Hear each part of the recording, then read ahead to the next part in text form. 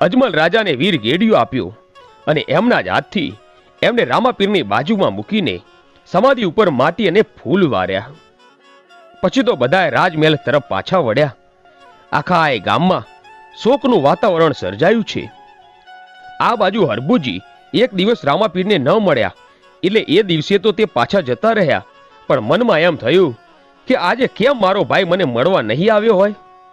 આમ વિચાર કરતા હતા ત્યાં તો પોકરણગઢથી એક માણસ ચાલતો ચાલતો આવે છે. હરભુજીએ એ માણસને પૂછ્યું કે ભાઈ આજે કેમ રામાપીર નથી આવ્યા? એ માણસે કહ્યું, અરે હરભુજી, તમને ખબર નથી કે રામાપીરે તો સમાધિ લીધી છે?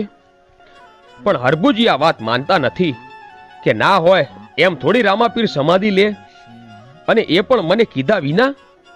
અને ફળાફટ ઘોડી તૈયાર કરીને પોકરણગઢ તરફ નીકળી પડ્યા. અને જ્યાં અડધે પહોંચ્યા ત્યાં તો રામાપીર સામેથી